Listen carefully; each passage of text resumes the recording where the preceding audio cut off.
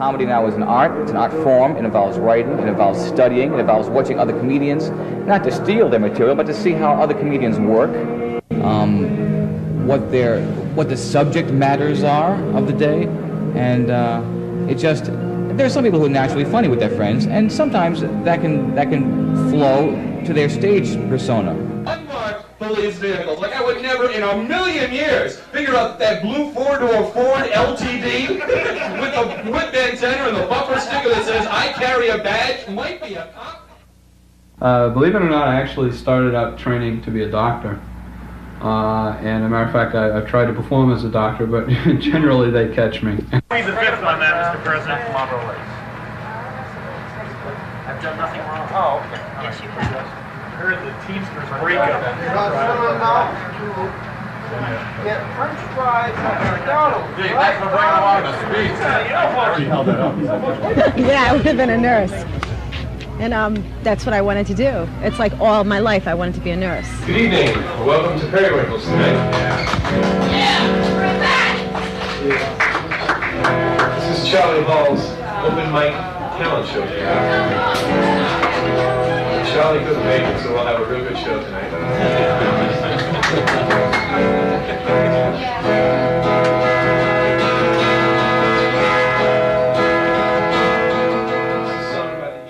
I was a pre-med student.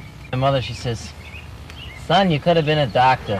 For a special treat, we have a fantastic comedian known throughout the world, all the way up here from Newport, Rhode Island. Mr. Evan Drayton, your host of tonight's show. Thank you very much. Time to Dirt, ladies and gentlemen. Time to Dirt, let's hear it for Dr. Dirt and the lovely Rockettes. The lovely Rockettes. How you doing tonight? Welcome to Periwinkles. This is Comedy Night. Periwinkles was a great place to go and do it. I mean, that was where you worked it out. That was where I realized, I can't do a fish stick. I gotta do stand up. Stand up is not a string of puns. That's a piece. Like a thing of puns is a piece. But to do stand up, you have to just really tell jokes and be funny rather than tell puns and be stupid. A strange prisoner from a planet who came to Earth with billows and a pound. He's far beyond those of travel mark. Clipper Stanley can change the course for rainy rivers. Stan Bale in his hair band. And who disguised as Clark Kent? Biometric reporter for Great Metropolitan Newspaper. Would you trust it? And you welcome me. What was that commercial with the steak and the frying pan? Just your brain. Is your brain on drugs? Any questions? Yeah, man. We just throwing some home fries. I ain't going to weddings too because my mother's really obvious about it. She shows up in the 1963 lime green chiffon dress. They saved them. It still fits. It is. It's terrible. If she's like at the wedding, I'm there, I'm miserable, I'm not happy. Let's face it, someone's getting married, I can't go steady, I'm not thrilled. And she's announcing to every single guy in the room, I don't have a date. And she's subtle, because mothers are subtle. I'm like, yo, Tony, come here, dance with my daughter. Tony, come on, one dance won't kill you, it's my daughter. Stand up, let them see you. 10,000 Jehovah's Witnesses at the Providence Civic Center. You remember that one? You know what that means? Not a safe fucking door in the entire city. It's like every time you turn around. Hello, can I tell you about your Lord and Savior? How'd you like to meet him? What are you talking about? What are you, Virginia Graham and Girl Talk? Shut up! Go remousse your hair. Wouldn't that be nice? Look at me, Barbara Walters. What y'all doing with the turkey? Well, some of these, I not to make fun of your hair, but actually to make fun of your hair. No, but some of the crazy hairdos, it's like they blow dry the hair on the runways of like Green Airport now. Then they put it in Skyline gel to reserve it. That way it looks shitty all day long. I guess it makes people talk in some cases, doesn't it? Bring up our next act. With me began in about 1980, right here at Periwinkle's. It used to be called Noah's Arcade. It was a talent show in those days. New owners took it over in 1983, and I talked the owner, Michael Kent, into trying comedy here. He was a skeptic. He's not going to work. It's too dirty. It's going to chase away people. All right, I'll give you guys one night. Thursday night he gave us, February 10th, I think, 83. And as I remember, we packed the place, and we have not looked back since. Came up with this idea of comedy. We've been doing a amateur talent night on Thursdays there. And it was about the only night of the week that we did any business. And Charlie Hall, Frank O'Donnell, and a guy, Mike Olson, his name was, I believe, were doing comedy routines in this amateur night. So we knew of comedy clubs in Boston, and I know Charlie especially had just really a burning desire to be a comedian, and so that because of that enthusiasm and his willingness to work and go the extra that was needed to make a night work, we decided to do a comedy night. So I chatted with Frank, Charlie, and Mike, Mickey O, I think he calls himself, he's a radio DJ, and they came back a week later with a proposal to do comedy, this amateur comedy on Thursday nights, at which time I had already changed my mind and decided not to do it. I thought it was a dead issue. Because of Charlie's tremendous disappointment, we decided we'd go ahead with it anyhow. It was really a great success, but the reason it was successful is just the tremendous effort Charlie, Frank, especially, and then to some degree Mike Olson put into this thing. They just did everything humanly possible within the confines of a limited budget, and just made the night very successful. Let's bring him on with a big hand for Joe Heaven, Rockin' Joe!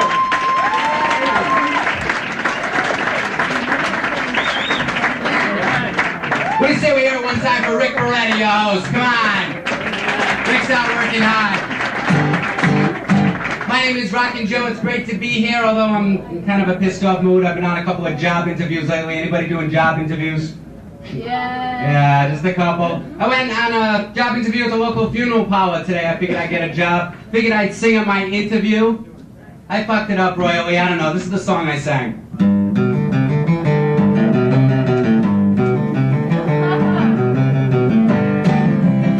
I wanna be an embalmer. I wanna pick up dead people in my house for making mucho dinero. I wanna be an embalmer. I wanna be an embalmer. Don't want to have to worry about my practice suit. You're fucking dead anyway now. You're fucking dead anyway now. Yes, you are. You're deceased, so deceased, so.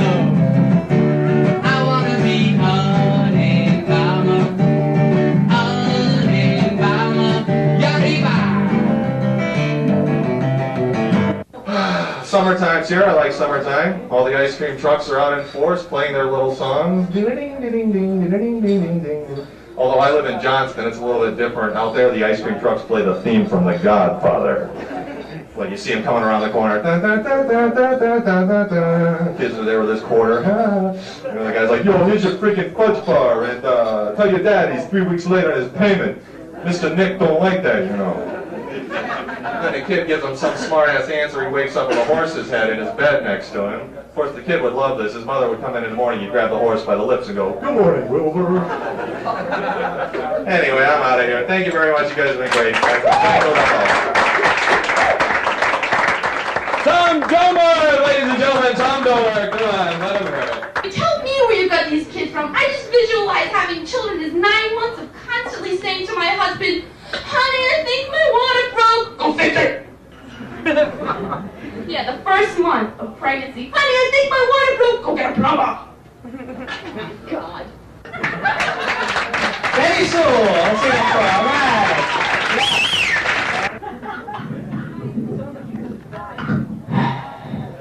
My name's Tom Potter. I live in Providence because I have no reason to live. Now, I love the Ocean State. The national news pisses me off a little bit too because they're always verbally defecating on my state, the state of Rhode Island. If they don't have something nasty to say about some child pornography ring, they'll talk about the size of Rhode Island. They'll use Rhode Island as a standard of reference, as a size differential. They'll say things like, Kuwait is a small desert nation, roughly the size of Rhode Island. The forest fire in Suffolk County, Arkansas stretched across an area nearly the size of Rhode Island.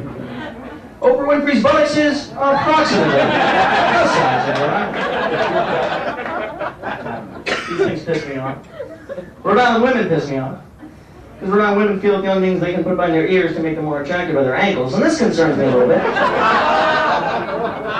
Look at all the Rhode Island men laughing. This is cool. Rhode Island men are a unique breed, aren't they? I only do one impression. I'd like to do for you the mating call of the typical Rhode Island male.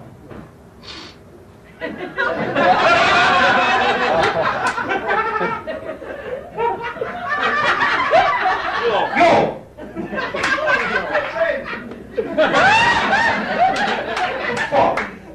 And I deal with that question a lot because I have people call me up for my amateur night here. Amateur night is the open mic night when people who think they can be funny try to be funny, and usually they can't because they make their friends laugh in the backseat of their Yugo with a six-pack of beer.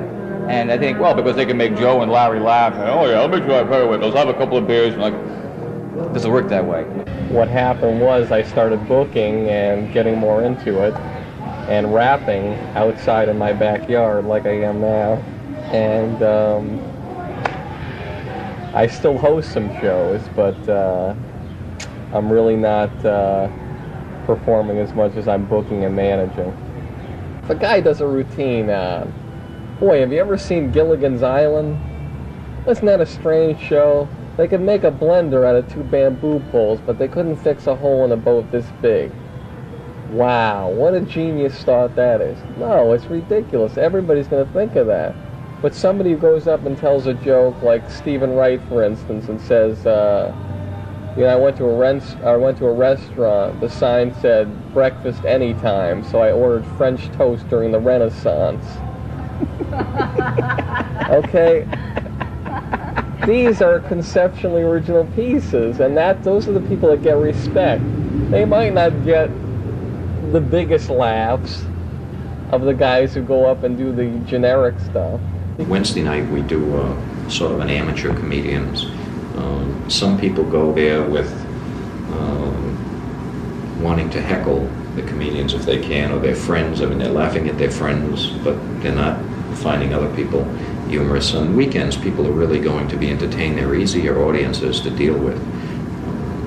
Charlie and some of the more seasoned comedians, I think, can handle that Wednesday, Thursday night much better than somebody that's scared to death of being up there. You know, yet somebody told them they're funny and they think they want to experience it. And some do very well. I mean, Eddie Regime, who's doing very well now, he started on I think it was either Wednesday or Thursday, whatever night we were doing open mic.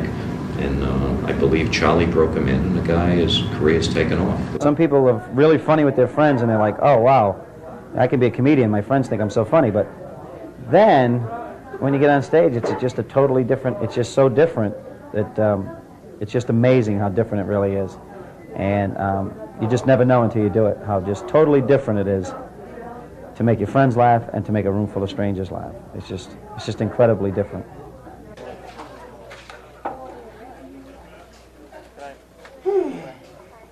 I'm going to impersonate someone at a bar mitzvah.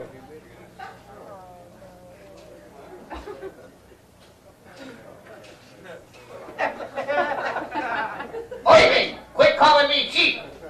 And we're out of cream cheese.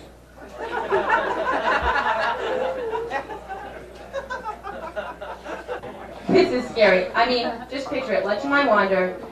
50 deaf, blind, and senile old people riding around the supermarket on a busy Saturday. They'd have to set up traffic lights and produce, one-way traffic, a cop on scooter patrol, and there would always be one old lady, one grandmother doing 20 miles an hour over the speed limit. Whee! Bang! Hit and run aisle 4, hit and run aisle 4. Student loan agency called me up today. Guy said, Mr. Franks, we have a serious problem. We haven't received a payment from you in 3 months. I said, no fucking problem. I haven't mailed one. Pat Lenahan. Come on, Pat Lenahan. Pat Lenahan.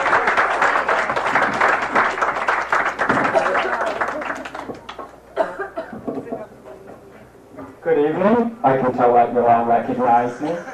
I was Arnold Schwarzenegger's body double in The Running Man. It's okay to laugh at that, people. If you parked in my space, I had your asses towed. Don't worry about it. Summer's here. All the signs of summer. Heat, humidity, road under construction. And did you ever notice those signs you have on the side of the road? Your tax dollars at work. All I ever see is my tax dollars sitting on their ass waiting for a coffee truck. What the fuck's going on there, you know? I see you guys know what I'm talking about. You know, the baseball players were into cocaine. The Mets, I guess it was. The Mets, they were really heavy into cocaine. They came out with the baseball lottery, snort off any 3 lines to get a chance to win the mound. And they were really into that. But, yeah, this guy's a stone now, I guess. That's great. I hate that thing when you get stoned, though, and you go grocery shopping. Forget that. You end up getting all the Twinkies, hum-hum, yo-yos, and dum-dums you can deal with the rest of your life, you know. The lady's like, you want a bag for that? No, thanks, I'll eat it. Yeah, thanks. Pretty good. All right, ready? Together. I'm going to point to you and you do it. Ready? 1, 2, 3. Won't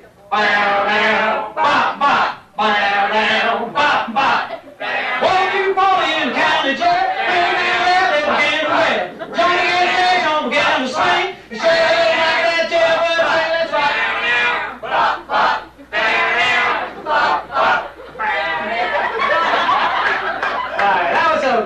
Also tried it in Boston at a place called the Comedy Connection once. Went very well at the Comedy Connection. We killed. It was a friend of mine, Nick Caneo, our comedy team in those days.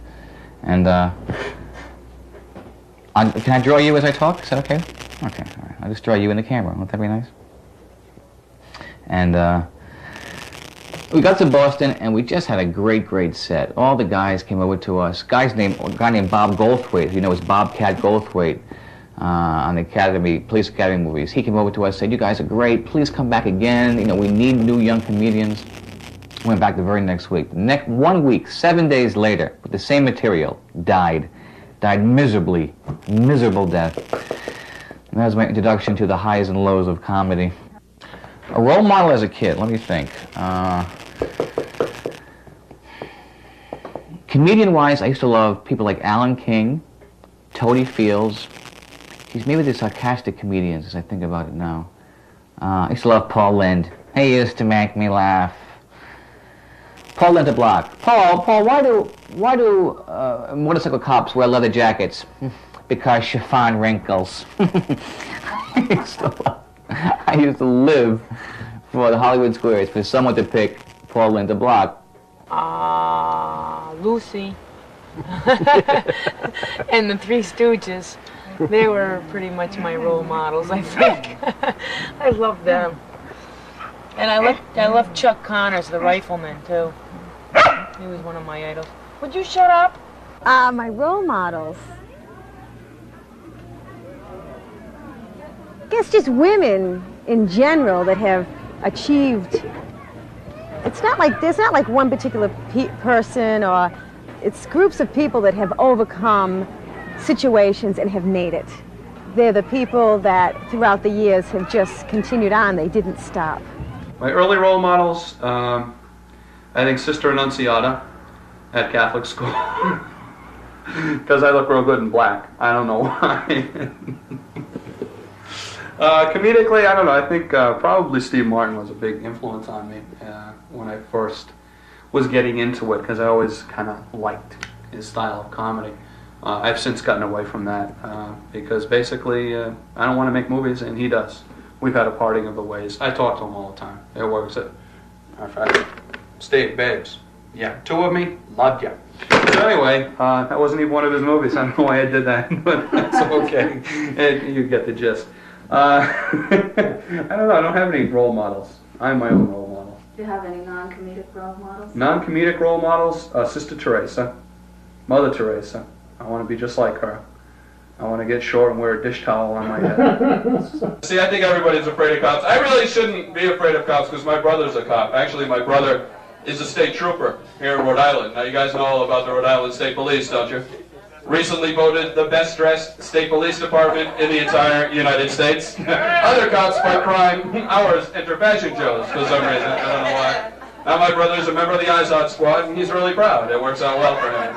They don't even wear badges anymore, just like little alligators with numbers on them. It's kind of cute. So my brother is a state cop, and he's really proud of his job, and I feel with my brother being a state cop, I should be able to do pretty much whatever the fuck I want on the highways here in Rhode Island.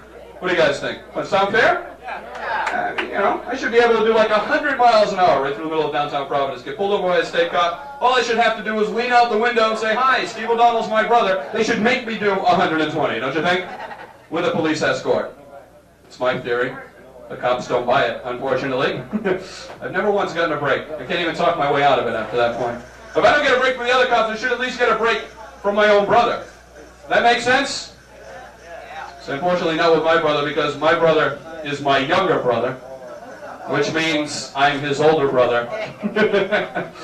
I had no idea when I was 10 and he was 6 that someday he'd be wearing a 357 and a badge. I didn't know. If I'd known it, I would have lived my life entirely differently. Now it's too late. First day my brother's on the job. He's in a speed trap in West Greenwich. I knew he was there. I blew right past him doing 85. I waved. "Hey, Steve, how are you?" 2 minutes later, he's in my rearview mirror waving me to the side of the road. I said, "All right, my brother's a state cop now. He wants to bust my balls," and he can.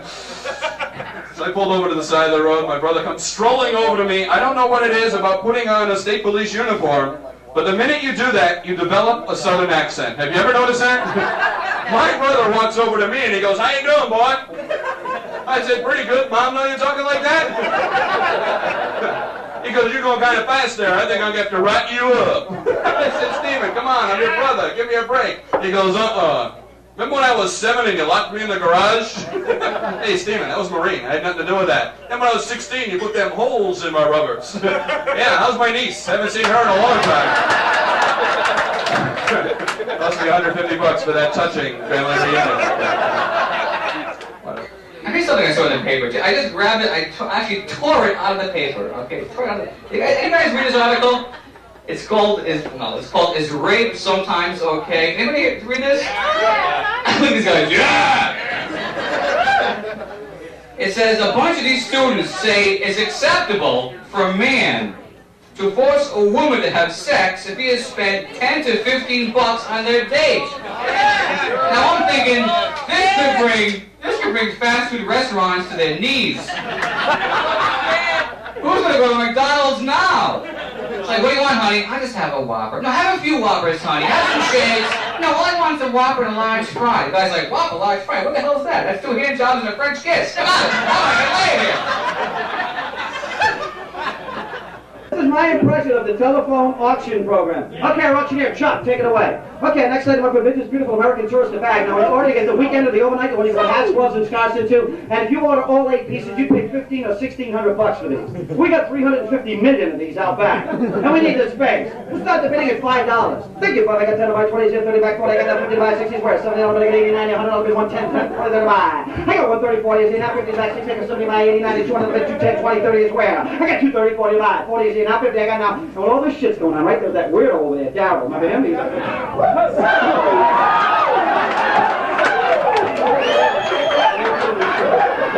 this guy had his pants up to his neck.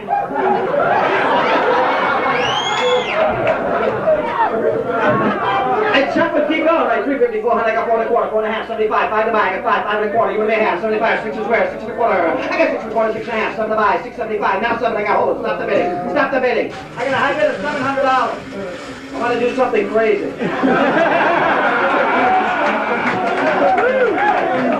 Just once I want to hear him say, I want to beat the shit out of Darryl, right? Not 7, 6, you're not even going to pay 5, 4, folks, not even 3, not 200, not $100, not even 50. Every hand that goes up, I want to move 10,000 of these and turn them into cash. I'm going to say sold, coming down. 39 cents. Now Darryl goes, what?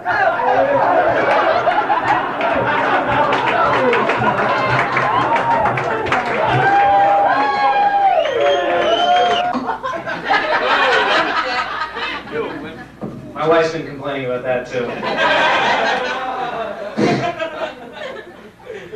Well, all about that dick when I was serving time in the pokey about killing a man with my bare hands. I wrote a song about it, goes something like this.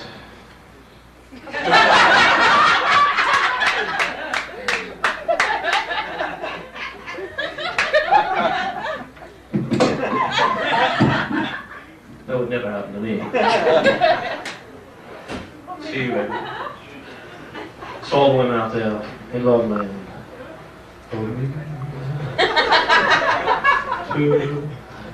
Love me, sweet. What's so funny, huh? Never let me go. You have made my life complete. And I love you so. Love me, Santa. Love me, too. All my dreams fulfilled.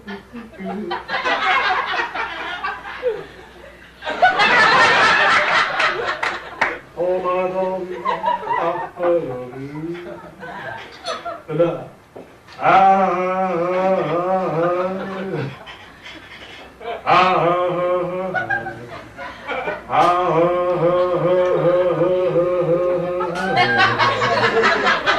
always will.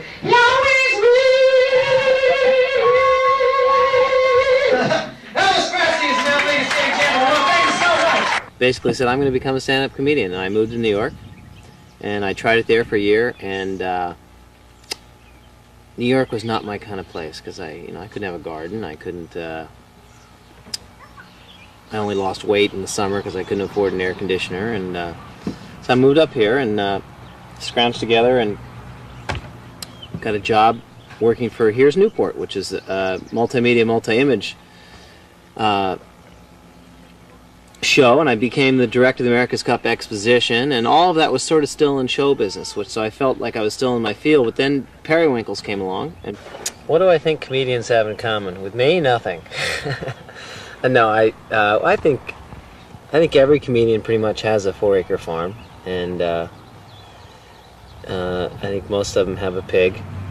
It's sort of a prerequisite to be a comedian. You have to have a pig, at least 500 pounds, and you have to. Most comedians, the successful ones, I think, have started, at least like me, it started when they were over 30. I think that's important. No, what do we have in common? Sense of humor. I mean, obviously, that's what makes people laugh, and I think you have to have a sense of humor so you can. I think most comedians have funny friends, actually. I'm not a very disciplined person, so it's not like I write down everything and then realize that, one joke works, so write it in that way. Usually a joke will happen on stage if I'm just kind of free-flowing there, and then I'll remember it for the next time and keep it the same way. Writing material? I don't know. Again, you can teach people to write jokes, but a lot of writing jokes really comes from within you. There's a classic diagram of a joke. It's very simple. It's something that takes you along in a straight line, and while you've got everybody convinced they're going in a straight line, all of a sudden you drop the bottom out from them. That's a joke. And jokes come in many shapes and sizes. It all depends on your personal sense of humor and what you find is funny. If it makes me laugh, 90% of the times it's going to make the audience laugh, because I don't laugh at everything. I'm the type of person, I'll go to a comedy club and go, it's funny. And I don't laugh, I'm just sit there. So if it makes me laugh when I'm doing it or I'm saying it or I'm getting a kick out of it, I think that as far as comics, I know with me is I have to get a kick out of what I'm doing. If I'm doing anything in life, I just get a kick. I just materialize it in my mind and play with it. It's even like working here. I walk around, I'll talk to all the animals, and I laugh. I think it's funny. But to make it funny on stage, a lot of times it's my attitude, the way I present it to the audience. The pause, the saying 3 words, stop, watch, then hit them with the punchline. And it's natural, it's learned. You just, as time goes by, every time you're on stage, you learn something new. No one teaches you, no one coaches you.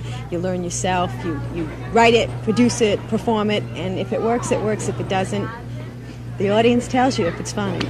To the audience, I mean, everything becomes part of the show.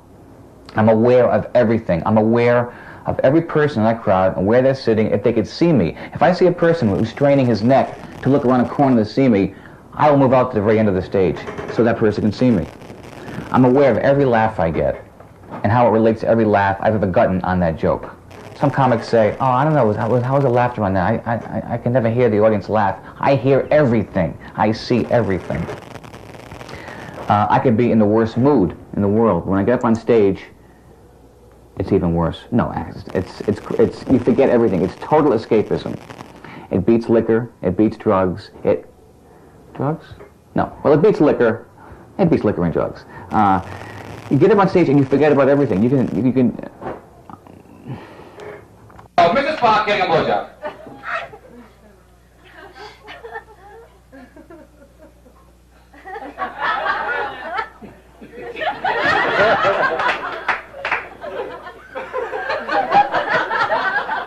Oh, my fly was up. That was the problem.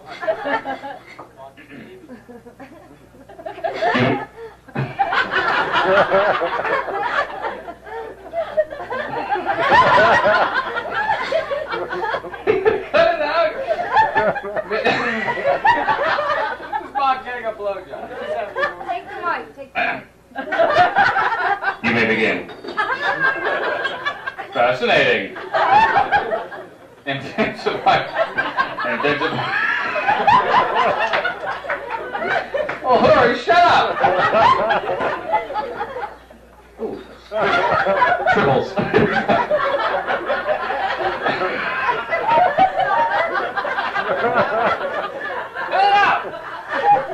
Fascinating. Intensifying feeling of sexual gratification. My organ seems to have risen to a size well over 2.3 millimeters. As a matter of fact, in its erected state, it resembles the Gwylok creature on Gamma Delta 4. Can you take it to a Warp 9? I approximate orgasm in 2.7 seconds.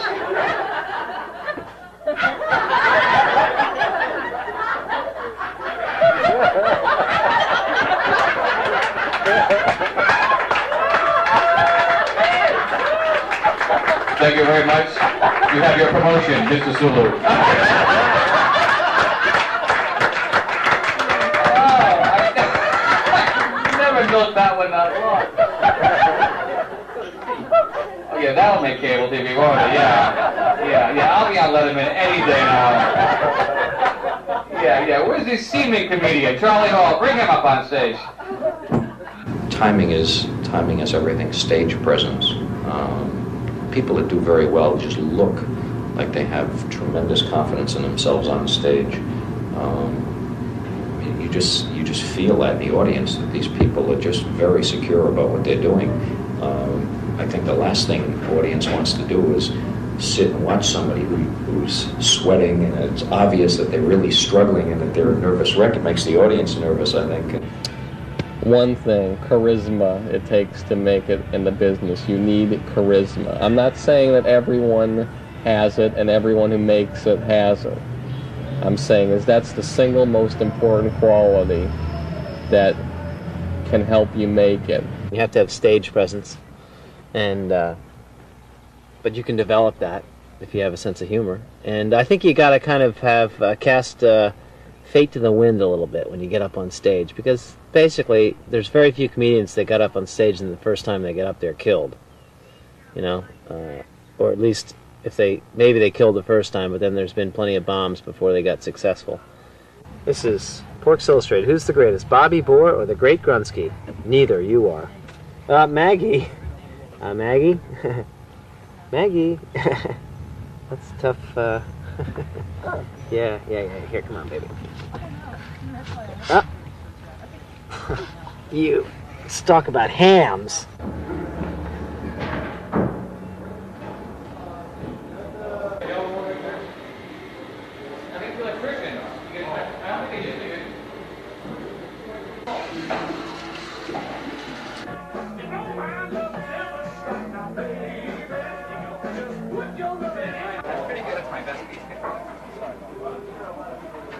We have no comment. I never sent the check to Mr. Meese.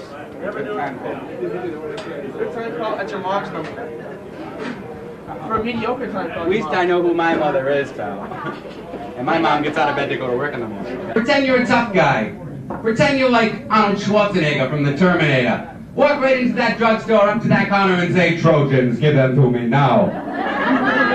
It works. You'll scare the shit out of that clerk. You won't feel embarrassed, and Arnold's no wimp either.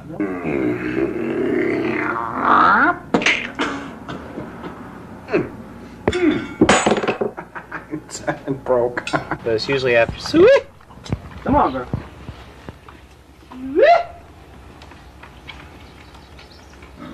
I appreciate it. I just gonna tidy up. Just finishing up, Mr. Hayes. I'll see ya.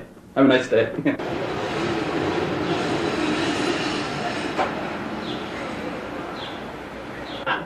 New bit, you may never hear it again.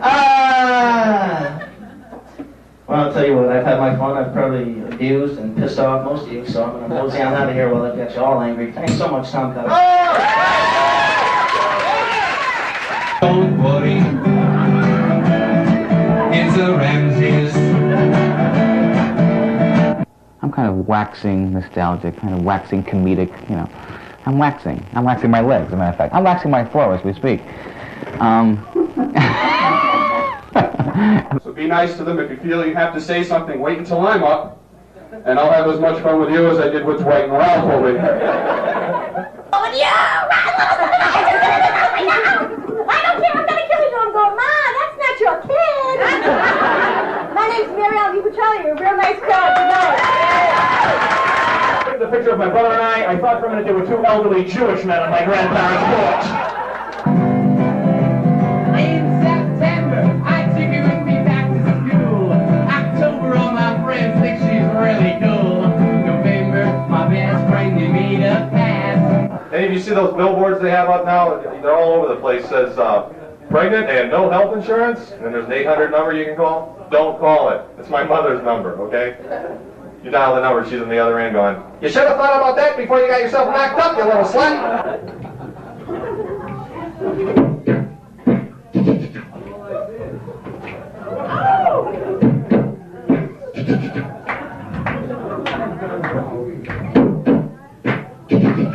I'm a little bit short, I'm a little bit fat. Whatever this nose is where it's at. It makes me hip, it makes me cool. I use it to vacuum my swimming pool.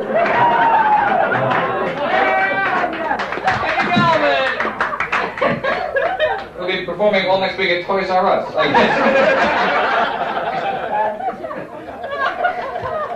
Can you take your ball and go home? Get your nose. I mean, I did try Catholicism, and that led me to my higher religion, alcoholism. And, you know, they say you can't drink and drive, right? But it's like perfectly legal to drink in your home. So, like, I was living in a Winnebago, you know.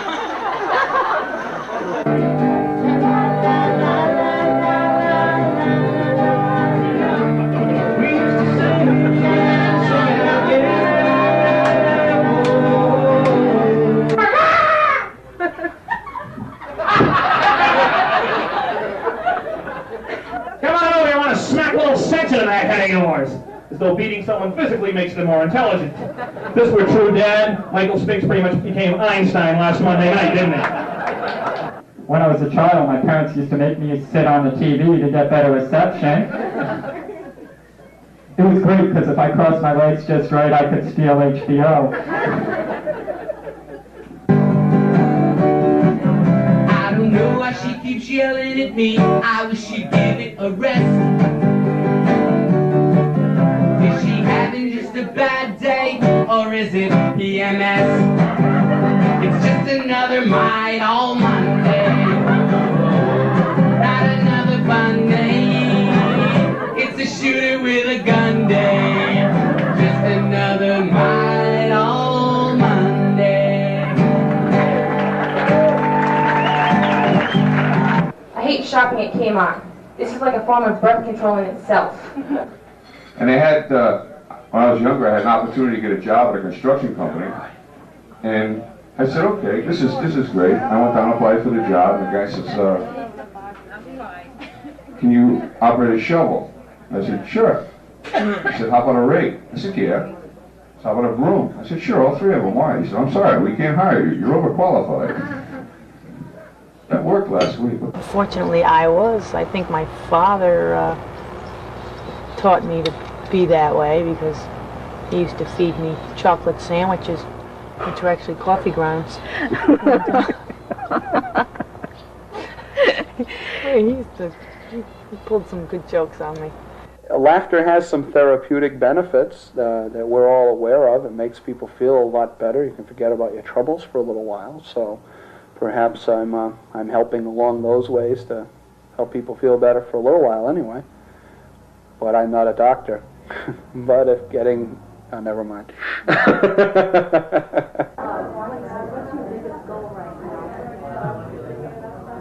I think the biggest goal I have is to make people happy. Just make people laugh and have a good time. There is a camaraderie within the place of people, and even if someone doesn't do particularly well on stage, I think they know they've got that core group of people there that are always very supportive of them. And also I think that group of people, no matter who they are, understand when people are first starting out how difficult it is, and just to, I suppose, get the confidence of being up there. But I think the comedians have a lot of respect for the other comedians that are up there trying. I mean, it's easy for people not to appreciate what they're doing, but they've never been at bat. The people that get up on stage, I give them a lot of credit. I mean, I would never do it. I wouldn't have the guts to do it. But and go for it. Just go for it. And it's raining on me, which is beautiful. I love this. I love doing interview, and like Dorothy from The Wizard of Oz makes a picture while you're doing this, and a house falls on you, and then the interview is over, and then they have to take my sneakers. I hate that. I hate that. I guess it's over, and I thank you.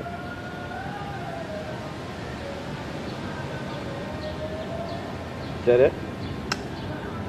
Let's get this electrical shit. What happened? Alas, now it's time to go. Please tip your waitresses, your bartenders. They all work very hard. The bar is still open for a while. Have a drink or two. And what do you say we give all of our comedians one last round of applause? Volunteer for the ball. Rock and Joe, Mary Ellen. My name is Charlie Hall. Thank you for coming tonight, and good night.